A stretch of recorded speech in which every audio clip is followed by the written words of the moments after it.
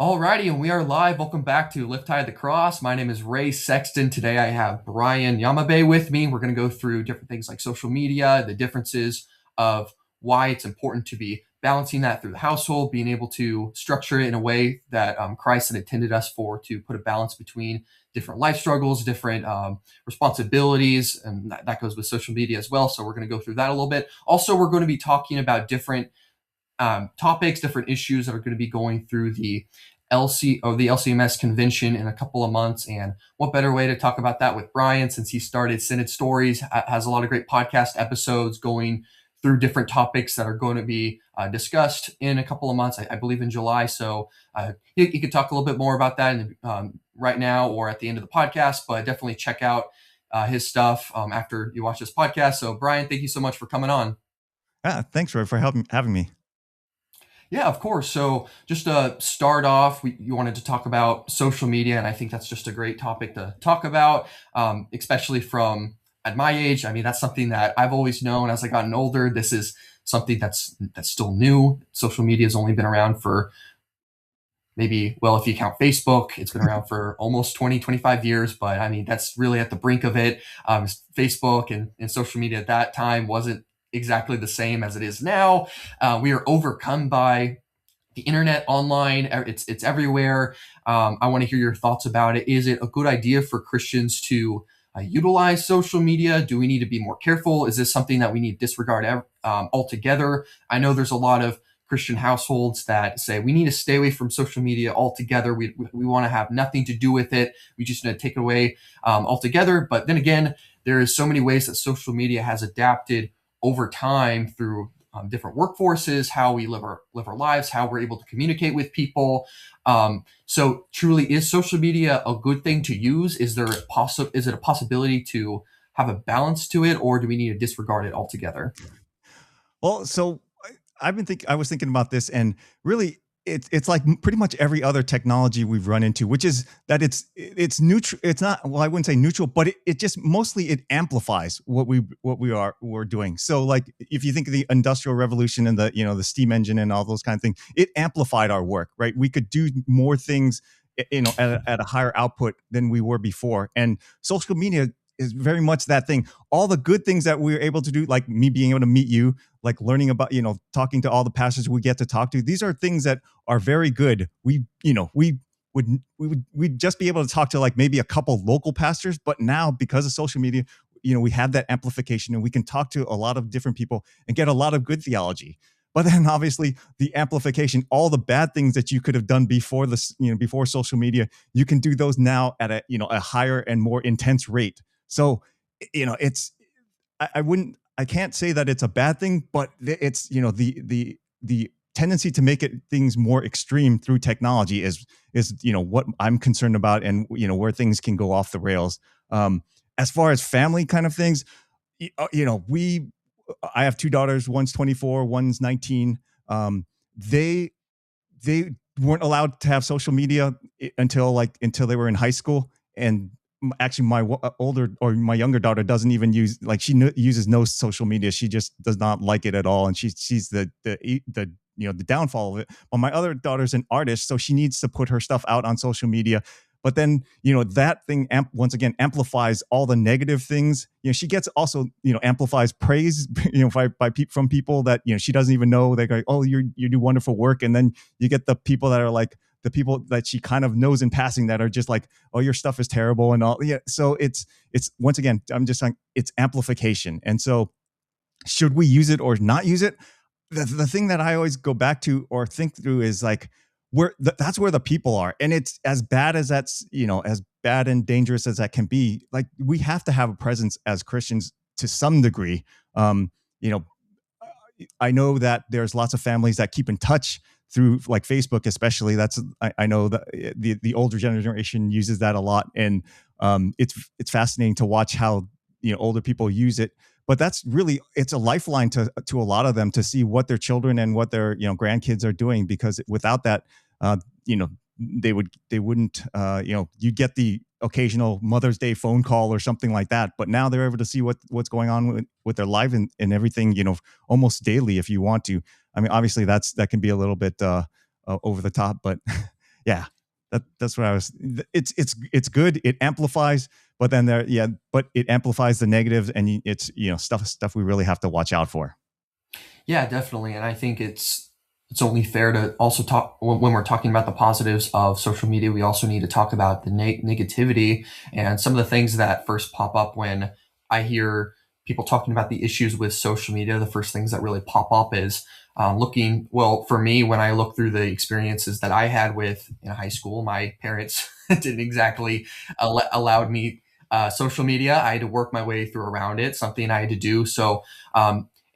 And for some ways it was only for the intention to be able to contact my friends, being able to do this, but unfortunately that gave me access to a lot of bad things that I wish I hadn't seen, a lot of things that pushed a lot of negativity, a lot of falsehoods, a lot of things like that, a lot of garbage that's within social media. And but at the same time, I wouldn't say just because there's bad things on social media doesn't mean that's why we should throw it away altogether. Because some a fun comparison that I like to show with why Christians should use social media, especially when it comes to spreading the gospel, trying to preach people the word, is that we need to be able to adapt to modern times. I mean, you were talking about how a lot of ways that the internet and social media are tools that we're able to use in our everyday lives that make our lives easier and more comforting. That's all. That's also the same way social media can be used for Christians. We need to be able to adapt, being able to understand how we need to communicate for people in new generations, such as Gen Z. A huge reason why a lot of people my age are going back to Christianity is after a huge political swing, how everything has changed in the past 4 or 5 years. And a lot of people my age, they want clarity. They want answers. That's why they've been going to church. That's why a lot of them have not only been going to a lot of evangelical churches, but they're going to different traditional Protestant churches. There's a big percentage of my generation that went to mostly men, but they went to Catholic churches. They're going to all these different churches. And I'd say a big reason why this is happening is because churches like Catholics, Protestants, or Reformed are doing a great job of adapting to spreading their doctrine, spreading their church online, being able to talk about it, not only being able to express their confessions online with websites of their church, just being able to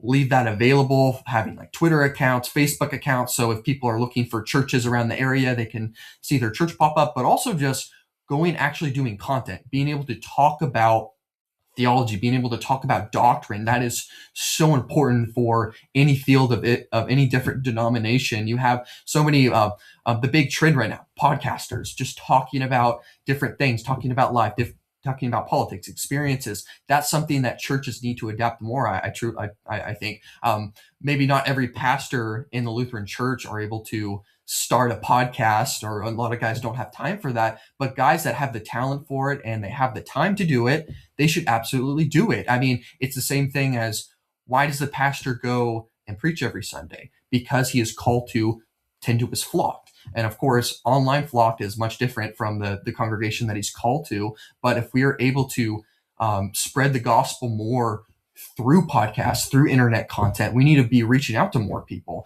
especially since there's a lot of people out there that are using their platforms and they're not using it well. They're either speaking about heresy, they're speaking about problems, they're not properly trained or prepared or doctrinally educated to be speaking on these things. So we need to have more educated pastors, theologians that are able to speak on all of these issues. It's and this is something that I emphasize so much, is that Lutherans are falling behind in this. I mean, thankfully we're having guys like Bramwell, Dr. Jordan Cooper, Brian Wolfmueller on the line podcast with Stecker and Kuntz, but we need to have more of these guys going. We need to have more people my age, especially, being able to go into this area and being able to speak more on it. Because I mean, not to dig on their age, but I mean, these guys aren't going to live forever, and we need more younger guys that are able to follow in these guys' footsteps. Yeah, that's an interesting one. You brought so many things to mind. One being there's actually a convention resolution. This, we're going all over the place, but there's a convention resolution like to like censure or like control the online presence of, like how to resolve online disputes and things like, and calling pastors and church workers to to look at, to go back to the eighth commandment, and as we typically do. But like the seminarians, like you talked about, or the pastors that like you've talked about, Pastor Wolf Miller, he does that Sunday drive home or Sunday drive to church, right? And that is a wonderful way for a pastor to keep his flock up to date on the readings and what we talked about at church and all those kind of things. And so, like, I know, and I've talked to other people, there is no media training at the synods or at the seminaries for in both regards. One as like what you should avoid and what you should not do, but also how you could use it well. And I think what I've heard is that the first reaction from the seminaries is like, oh, you probably should just stay off it. It's like the easiest thing is to like not address how to do it well. It's just like, okay, don't do it because you're more likely than not to get into trouble, right? And that's not a good response for us. We should be trying to teach them how to use it properly. Not that the thing is, we don't even actually know, right? We're still struggling to like everybody else. Is like, what is the right way to do this?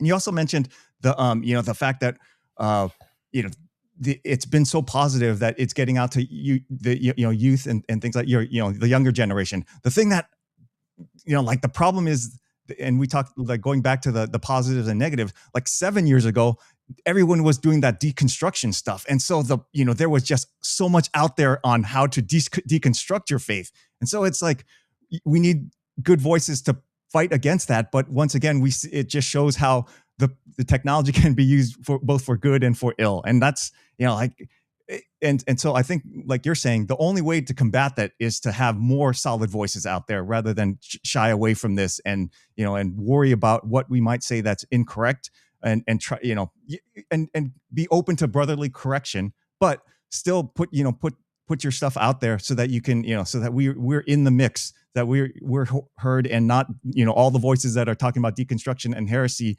that those we can push back against those. Yeah, definitely. I mean, huge controversy always is, I mean, why so many Protestant churches, why are there so many different people that are arguing different things? And I mean, all this started because of the Protestant Reformation from Luther and trying to establish a more united church rather than different churches. But the reason that we need to be going through these battles, we need to be going through all these different churches, the different people that are spreading content, is that we need to be putting the truth out there. I mean, starting from John Huss, I mean, the Catholic priest from a long time ago, even before Martin Luther, who was trying to spread the truth, trying to spread encouragement and doctrine like sola scriptura, faith alone, trying to spread that. And he said this himself before he got executed from the Catholic Church. He said that there's going to be men that are going to rise up and they're going to be able to speak the truth. He was right. Guys like Martin Luther, even though I disagree with a lot of things from John Calvin, from John Knox, but a lot of these guys were knowing the understanding of the Catholic Church and wanting to spread the truth of this. And I mean, like I said, I mean, there's a lot of problems, a lot of differences within the Protestant Church that we need to speak on, but that's why we need to speak up. That's why Martin Luther wanted to make our church more unified, because he saw the problems out there. I mean, a lot of issues that I see from a lot of different Lutheran churches now is it's within the congregation that they're either closed off because it's something that church, a different tradition or a different thing that they practice for a very long time. The reason that they don't change it is because it's either always been the same, or the church is just not properly educated. The congregation does not fully understand, which I think is very sad, because I mean, 500 years ago, the whole reason why the Lutheran Church became an actual church was because there was people that were confused. There was a corrupted church that wasn't understanding the proper ways of what Christ wants from his church. And now you got all these different Lutheran pastors. I'm not saying all of them do this, but a lot of them are in fear of not wanting to speak up because they might lose their job, or might get people mad, or might get the synod mad. But in the end, I mean, the reason why they became pastors, or I mean, heck, even when they became confirmed, when they were giving their oaths, they were saying, I want to die. I'm willing to die to be able to confess this truth of God. I'm wanting to take these sacraments. I want to be able to spread the truth to my fellow brothers and sisters and never reject them. That goes, I mean, not only as a 80-year-old pastor, or a 10-year-old, a boy that's getting confirmed, you should always never fear about telling the truth. That's why it's so important that we need to be going on these platforms, being able to talk to people, being able to have formal debates, having private or online discussions, being able to not be afraid to tell the truth.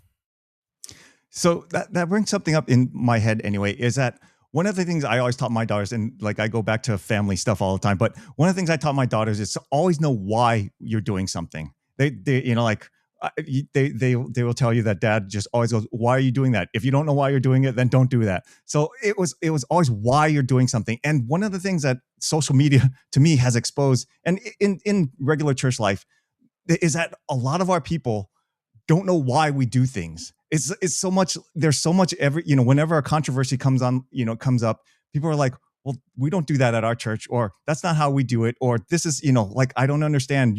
Our church does it this way. But there's so often a lack of understanding of why we do this a certain thing, even if it's a good thing. Like, we don't, like, if you don't use lay leaders or lay readers, or you don't use, you don't have women pastors, people don't know why they don't have them. It's just like, we don't have them, and that we shouldn't have them because we don't have them. It's not a, well, no, we shouldn't have the readings should be done by the pastor, because that's his job, is to read, is to do the teaching and reading in the service. And same thing with women pastors, like that. It's all orders of creation and things like that. But it's always like, and we can talk about this later, because there's a bunch of convention resolutions on voting, women voting. But it's like, oh no, we allow our women to vote, and that's it. We're Americans. Everybody should vote, and there's no scriptural backing as to why they back, why they defend their position or not. And that's social media has exposed me to that.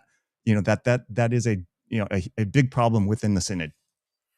Yes, and just to kind of a side piece of what I wanted to talk about for social media is something also very important to talk about, is the differences of how men and women are separately affected by social media, especially in the last 6 years, definitely from me just witnessing from like high school up to college and seeing how differently social media affects people. I remember when 4 or 5 years ago, when the political swing was, I feel like every year I say this, I mean, like the political swing has become very, very different. I mean, I should get used to saying that every single year now. But I mean, 4 or 5 years ago, there was so much social media that was pushing young men that they were trash. They shouldn't. They should be more feminine. They should any race of masculinity is considered toxic. So you should compress that. You should stay away from it. Express more femininity traits. And after that point, just like everything else, there's going to be a huge pendulum swing, and now there's way more men that are expressing their conservative values, their masculine values, and this also is not just effective from the common American political conservative, but also from the Christian man. They're wanting to be more conservative. They're wanting to go to more traditional liturgy churches. I think a big reason why a lot of these young men that are going to Reformed churches or Catholic churches, it's because have been in an evangelical bubble all their lives. They're also seeing a lot of the progressive ways outside of these through America, but also through their church, and they're wanting to have more clarity, more structure, more unity. And when they see things like the Catholic Church or different Presbyterian or Dutch Reformed churches or Anglican churches, they're wanting to have that more united clarity when they go to church and when they go to worship. And this is encouraging them to have families, have kids, trying to find a conservative woman that has their values. And then you look at the women's side of it. I would always I think men have the hardest go around when it comes to social media. I thought about that for a really long time, but then I think the women have it harder. I think I mean, just from the very beginning. I mean, this is definitely. I'm not trying to dig women because of this, but when Adam and Eve were tempted, I mean, that's what they wanted. They wanted to have something more, and I mean, that's obviously what Adam wanted too. But I think this is a common uh, trait that's still going on to this day, especially from women that are being tempted to do different things online. They're living in a culture that's expressing that women can do whatever they want. Discourage things like starting a family, being a wife, being able to do more traditional things. It's good for a woman to go to college, go to school, pursue a job, but that shouldn't take away the fact that if they want to have families, that they're wanting to do these things, that it's not a bad idea. There's so many women that are not wanting to even think about starting families or do these things or do very, very terrible things online just for the sake of going with the times, being a feminist, being a girl boss, things like that, which is a big problem. And Now, I mean, another bad thing about social media is how it's also kept so many young men and women divided, because now you're having more men becoming statistically more conservative and statistically more women that are becoming more liberal. And now you're having this huge division. And that's also more of the political standpoint. That's not only representing people that go to church, but also I see this every day. I see more progressive girls from different Lutheran groups. I'm seeing more, or just more liberal-minded girls from different church bodies. Not that they will go out and say that they're liberal or a feminist or a Democrat or anything like that, but they naturally are being affected by things like social media that's encouraging them to have more soft Christianity. I mean, my one of my favorite books of all time, Brian Wolfmueller's "How American Christianity Has Failed." He is talking about how American Christianity is always calling to Christians to make Christianity soft, not think about the hardships, not about thinking about the hard reasons not to be a Christian. Because I mean, being a Christian is a very, very difficult. You're going through suffering, you're going through pain, you're going through all these vocations and responsibilities, but through the feminine approach of social media, definitely through the Christian side of it, many women are trying to think as their faith as something soft-hearted, always easy, always good, or we need to put scripture aside. We need to also think about people's opinions, top people out. I mean, a common thing that you'll hear from a lot of these groups is that they'll look through scripture and they'll say, what do you feel about that? What do you think about that? I mean, those are questions we need to stay away from scripture. And but in most cases, you have it's mostly coming from the women's side, the young women's side of it. Because I mean, I'm not saying being an ortho or a trad Catholic guy that's always constantly condemning Protestants is a good thing. But when you have one side that's always trying to stay to liturgy, trying to stay in confessional, and then you have one side that's always trying to let your sinful opinions take over, or trying to get with culture and put culture or politic policies over what scripture has to say. That is a big division that's costing a lot of young men and young women from having good Christian relationships.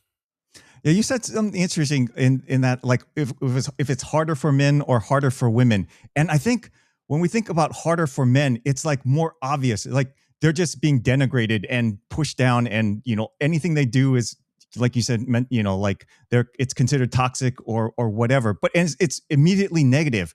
But the way that we talk about the women's side of things, it's like all those things are framed as positive, but in the long run they're negative. So it's like the thing we're saying, we know that they're negative, but up front it's harder for women to understand that those things are going to be negative for them in the long run, because all those things about be a girl boss, put off marriage, put your career first, those all sound good, and in the moment they're easy. It's like instant gratification, or you don't have to put anything off. But it's like but all the good things that we know that in the long run they're good, marriage, family, all those things that you should prioritize, it's like in the long run it's harder for them, and they're going to be more like they will see the ramifications further off. But right now it's all easier for them. The women's issues are like upfront, and like make sure that everything is good, you're happy, you're doing what's fulfilling you.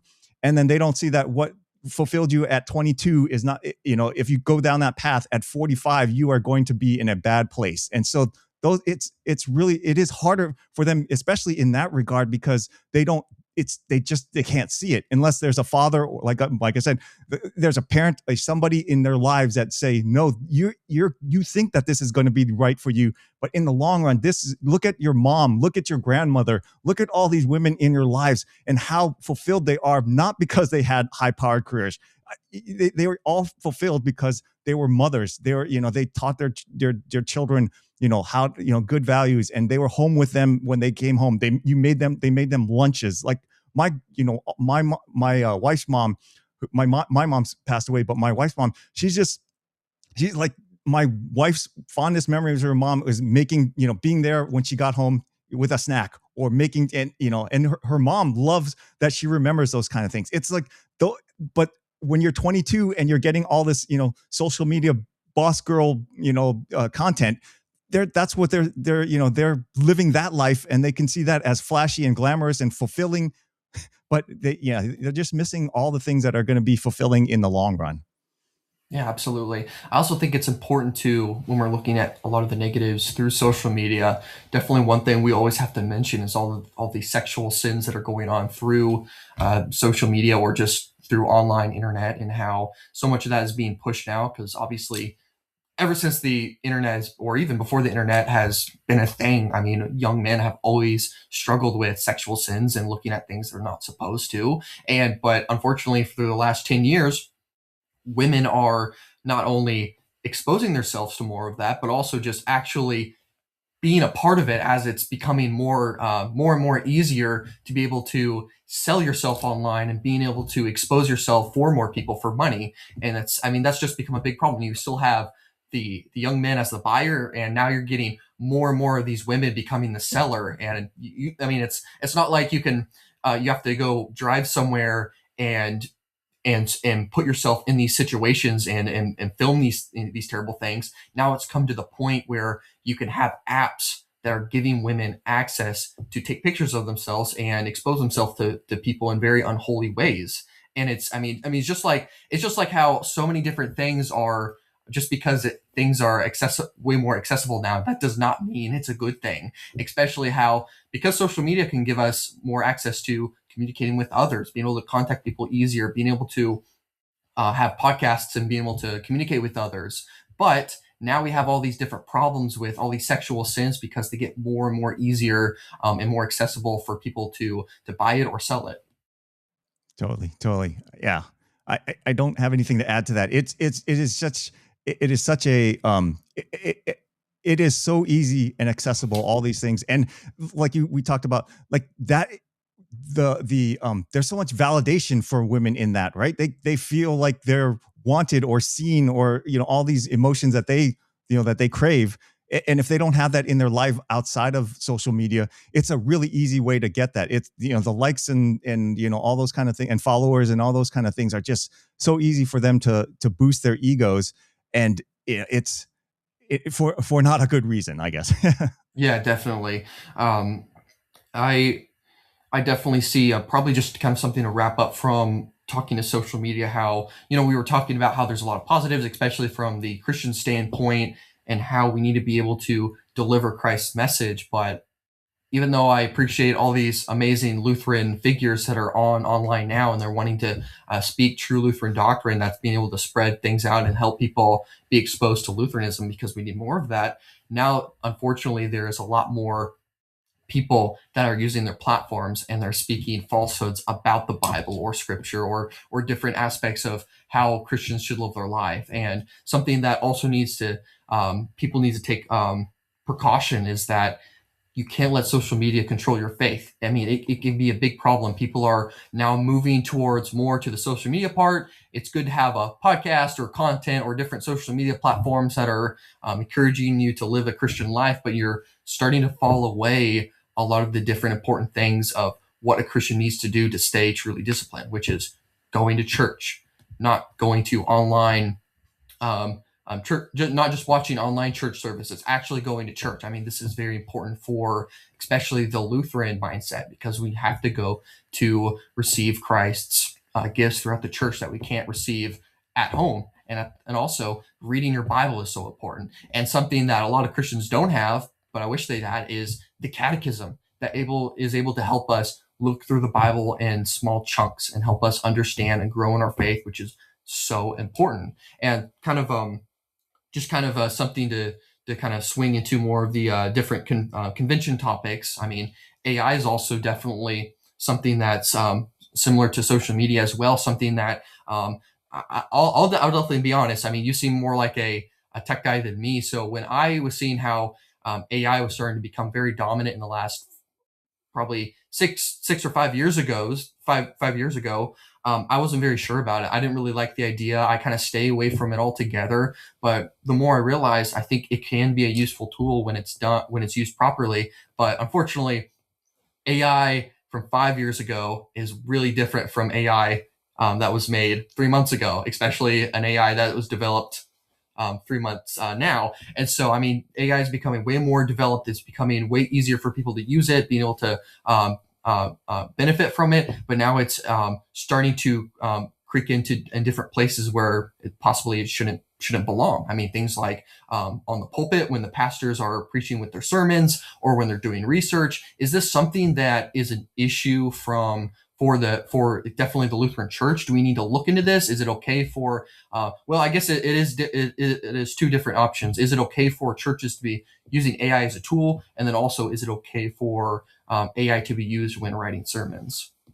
So yeah, this is one thing that, and this is kind of a disclaimer, I guess. I am nominated to be on the board of regents for Concordia University Irvine at the convention, and one of the things, and I only mention that because one of the things I would like to do is actually work with our universities, the seminary or the seminary faculties, the theology faculties, to have them look at and have a stance for, like look at AI and have a comprehensive, or at least a stab at the church's response to it, because we didn't have a response really to the internet or social media until after the negative effects. And I know that there are, because my daughter's at CUI, and there are young people that are using AI as a crutch for therapy. I mean, they're using it as therapy, which is obviously very dangerous. They're using it. Other ones are using it for classwork in inappropriate ways. There's just so many easy opportunities to abuse the AI. We need to have a stance from the church to come out sooner rather than later on appropriate uses and how we should think about these things. And it's okay to have a dialogue about this. We're not going to get it right in the first pass, but we need to keep talking about this. Once again, everything in our church body has problems when we don't talk about them. And so this is definitely one we need to talk about. I have heard pastors that talk about they won't write their sermon, but they'll ask it for a sermon so that they can, riff off of it or get ideas, or, and it will use, you can point it at old Luther sermons, and you can point it at, very orthodox sermons, and it will come up with something that is, that there is no, false doctrine in it, but is it really a sermon that you could preach, or should you should be even using as a template? There's so many problems with that, especially, and I've talked to Dr. Kuntz about this, and things like, and other pastors. It's like the whole point isn't the efficiency of writing a sermon. The point isn't to like, oh, I can do it. I can now write my sermon in 2.5 hours, and I can do other things or whatnot. It's like, it's wrestling with the text. It's understanding what my people and how this text applies to my people. No AI is going to do that. No AI. You can't just say, oh, my people are, in Southern California, and they're mostly affluent, and the text is John 1:1.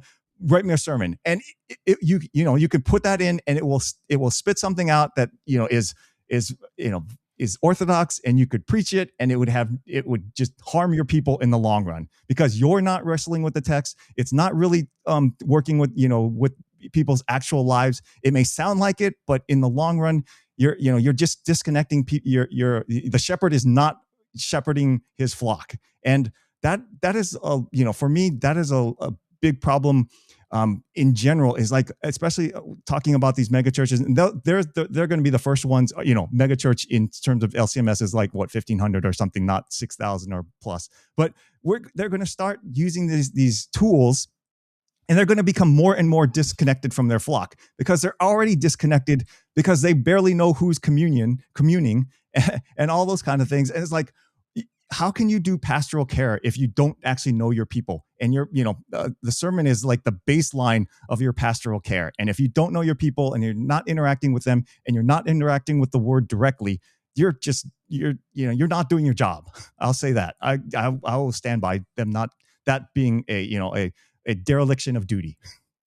Absolutely. I think anytime social media is used publicly outside from either a pastor doing things like Bible studies, preaching, I think that's things that are going way too far, because we need to keep the integrity of the pastor that was called to learn to preach God's word, being able to give us genuine gospel teaching, being able to give us these gifts. I mean, what's next? Are we going to have AI bless Christ's body and blood? Are we going to have AI blessing a baby when it's baptized? I mean, it just, I mean, those things sound ridiculous when I say them, but these are the kind of things that if we're not addressing within the church, I mean, they will get problems. Even if the LCMS is not necessarily for it. If I mean, it's one thing if they came out and say, no, we're fine with pastors just copy and pasting AI. I mean, I know they're not going to do that, but just to your point, it is very important that we address it. I mean, there's so many different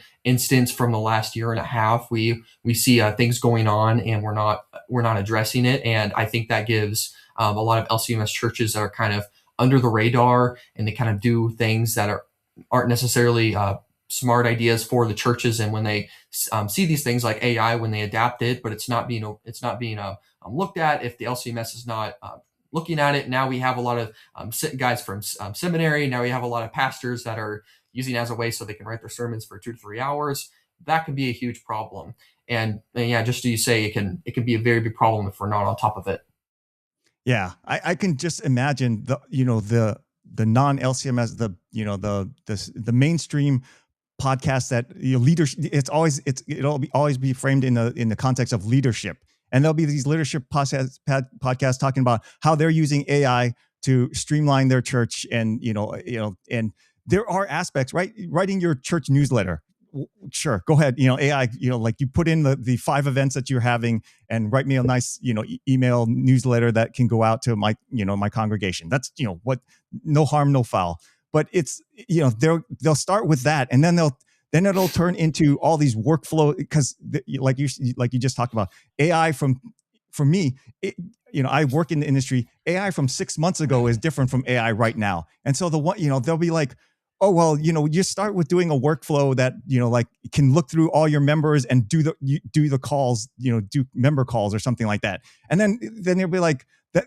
Then that just starts to disconnect people from actual humans, which is, like you said, we're incarnate people. We have the incarnate word. We're supposed to be enfleshed. We're supposed to be people who meet together. And the more we put these workflows and things to automate and make things easier, it's easier, but it's not what we're called to do. Yeah, exactly. I I feel like it's going to get to the point where I mean, you're seeing people keep advertising like this is going to be the brand new AI. This is going to be the next big AI, but or different software that you should use. But I feel like it's going to get to the point where we're going to be using AI to find out what's the most efficient AI. But eventually, that AI is going to have to be replaced. It's just a huge problem. Something else that we were talking about, seminarians also using AI, but definitely there's also a lot of seminary issues that are going to be brought up in the convention, especially something I wanted to bring up as well.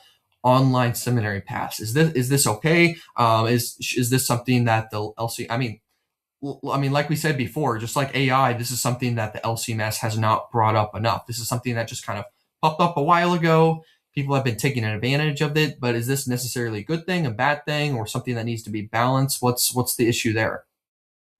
So yeah, this is one that's been hot in like in the last year or so, and it stems out of a need that we at least perceive to have. There's different sides of the synod that say we do have a pastoral shortage, we don't have a pastoral shortage.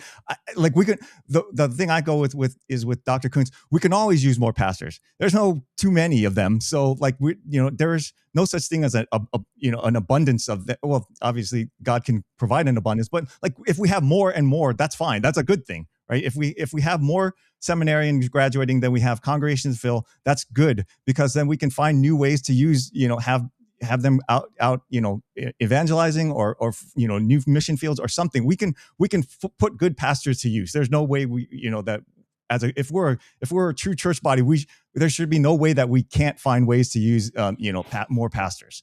But whether we have a shortage or not, I mean, it's interesting because like there's just congregations that are unviable because they're only 15 people and things like that. So they need pastoral care. But like, there's some that are within 15, 20 minutes of another congregation that they could merge. But then there's also the case where they're not anywhere near another congregation. So there's just so many different situations that they just get all lumped into a shortage, and people can use whatever numbers they want to try to push forth whatever agenda they may have.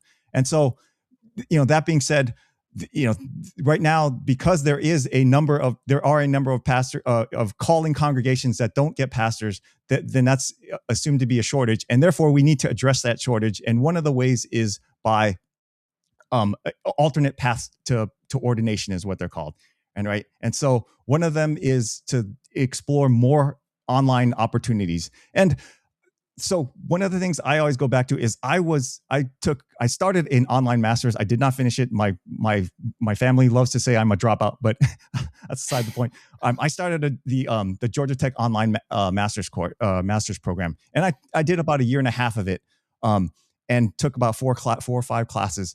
And they are online education is not anywhere near as robust or rigorous as an in-person education. It just isn't. You can transfer content back and forth, but like the experience of actually working on the project or on a problem is just so different, so vastly different from the in-person experience. And one of the things I always talk about is one of the things that are various sides of the synod have is that there's a lack of trust.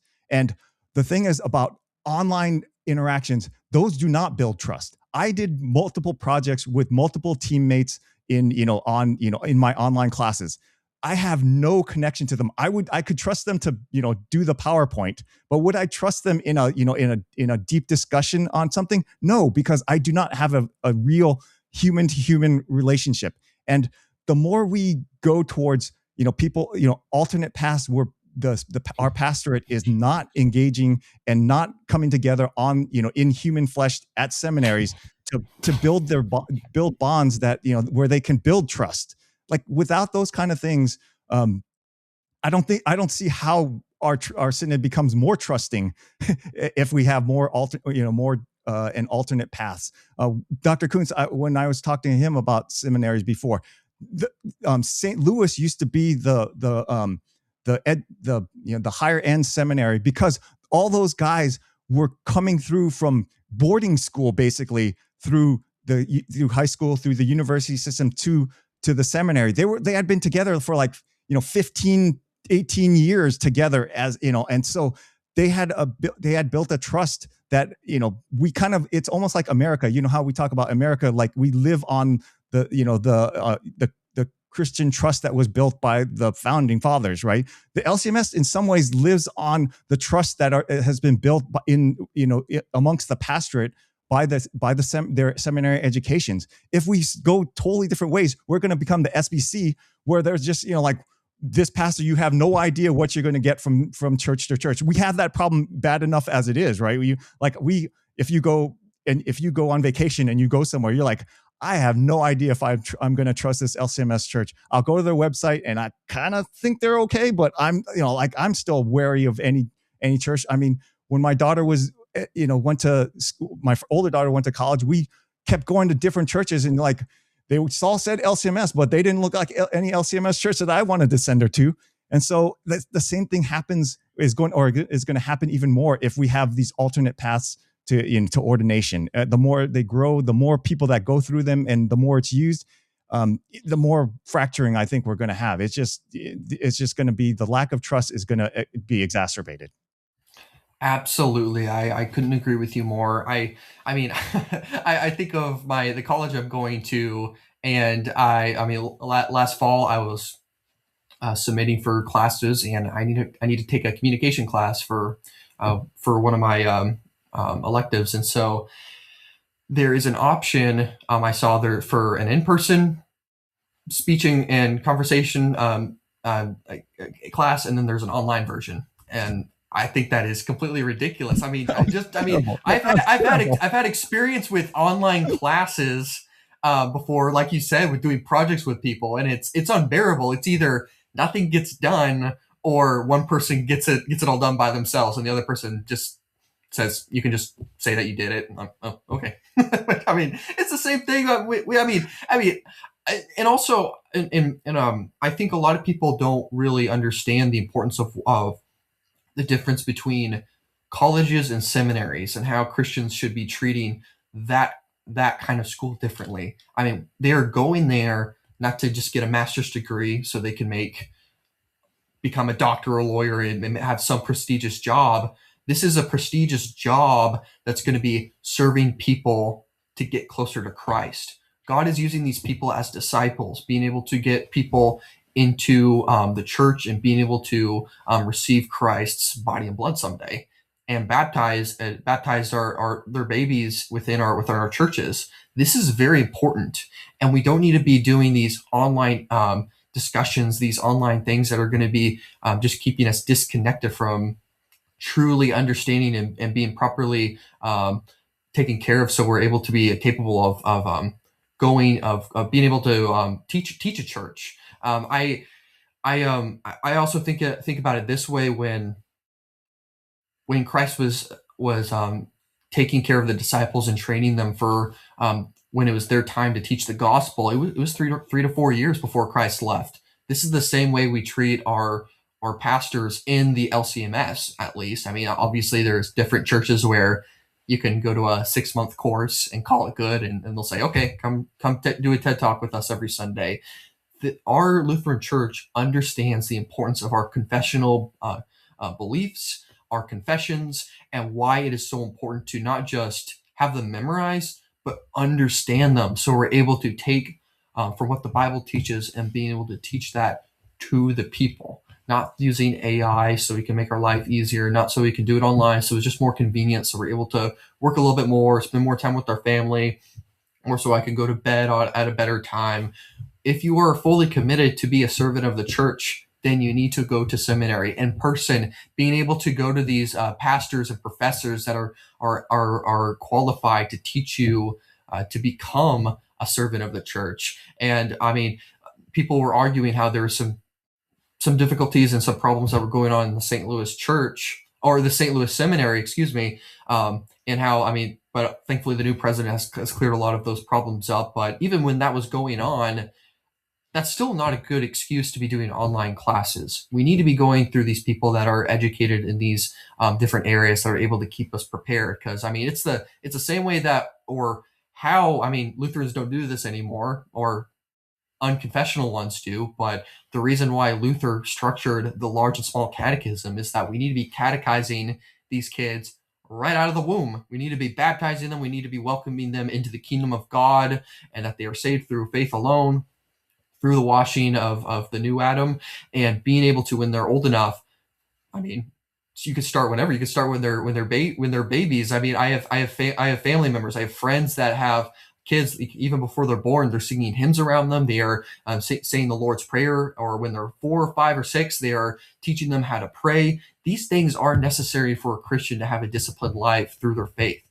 I mean, this is why we believe that the Holy Spirit, through Romans, through Ephesians, the Holy Spirit is constantly calling us to be teaching people of this world. And that also applies to infants, to young people, all the way from to high school, junior high, and then all the way up to from seminary. This never stops. There's never a point where you're like, yeah, I'm good. So I think I'm educated enough in my Lutheran faith to be doing online classes. No, you are always going to be constantly needing people around you that are smarter than you. I mean, that's why I started this podcast, so I can get people that are smarter than me, so they can talk about it. So I can have at least some credit with this podcast. But I mean, it is so important how we need to be constantly having people in our lives, having these mentors. I mean that's also a simple way that you can put it with these seminaries. They're not just professors. These are mentors that are God are using you so you can be properly ready to serve a church when that time comes. Yeah, yeah. One of the things about the online path is that some of them are what they're calling competency based, which is just like, can do you know this stuff? It's really just knowledge transfer, and that seems like yet another bad idea, because what you just talked about is like it's it's not just knowing something. It's like, how do you interact with it, and how do you interact with it with people? Because the seminaries give you those opportunities to, like when a real problem comes up, how do you work with people? They have their vicarages, obviously they have their field work, they have all kinds of other opportunities. They're in classroom debates and out of classroom debates, just late nights, whatever. They're talking with people who have differences of opinion, or maybe they need to correct something doctrinally, but they have in person live human beings that they're working with to wrestle with these things. And just being competent in knowing, I know this, there's some tests that you pass for, that the large catechism. That doesn't tell you how to be a pastor. That just tells you how to pass a test. And like we going back, the AI could pass that test. That doesn't make it competent to be a pastor. There's so much more to it than just just educate, or content. I guess that's the way we always put it now. It's like, do you know content? Yeah, you can know content, but you don't know how, life and how to live, live in community with the rest of your church body. Absolutely. If we can move a little bit to our next discussion, since we're running out of time, something that I wanted to bring up on this podcast, because I mean, this is also a topic that I'm also very passionate about, and I know a lot of different Lutherans are either, I mean, there's three groups. They're either super against it, or they're for it, or they're in between, or they're in between the in between and against it. Is it's contemporary worship. I mean, this is a topic that has to be addressed. I mean, talk about topics that the LCMS hasn't addressed properly.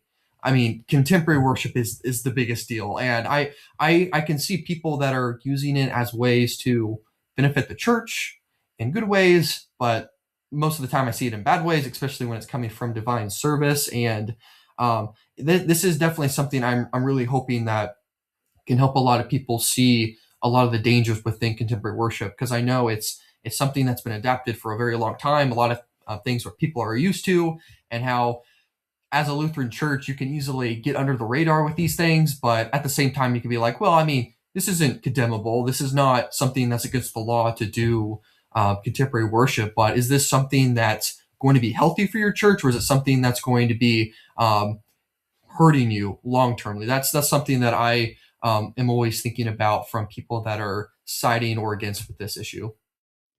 So the first thing I would say is, go to Issues, etc. Pastor Whedon has a series on worship and adiaphora, and this it points to all the problems that we're talking about, or we will talk about, that contemporary worship brings up. But he has a wonderful response to this whole idea that worship is adiaphora, and that we can do whatever we want. That adiaphora means we can do whatever we want, and that one of the things that I always, the use of the historic liturgy has always made sense to me. But the problem that he brings, or the thing that he focuses on, is that it's not wrong to say that we should stick to it. It's like the way that the contemporary worship people always frame it is that they can do whatever they want because it'll reach more people. And what he's saying is that the confessions actually say, no, that's not what they were saying when they were saying worship was adiaphora. They were saying that within certain bounds, we have freedom, but there's also such an emphasis on unity and good order that the fallback to saying we can do whatever we want is just misguided. And so go back and listen to listen to that series on Issues, etc. with Pastor Whedon. But from my perspective is like, what I would say is in every day-to-day conversation, I have a real difficulty in telling them, no, don't use this worship style, or don't use this music. Like it's just a difficult conversation and difficult argument that I personally don't feel capable of having with somebody. But I will always say this is what I would actually ask them to do. It's like, okay, all that being said, if we could do one thing, just please have closed communion. So for me, that's like the breaking point. They will not even bend on that. Like the overriding principle that they have is that they need to be welcoming. And as soon as you say closed communion, that's not welcoming. And that's where it breaks for me, because they always say, oh no, we have the same theology. But as soon as you have open communion, then we don't have the same theology. And so the thing, like, if you will do that, then I will bend, or I will have a further conversation with you on the worship style, whatever. I can.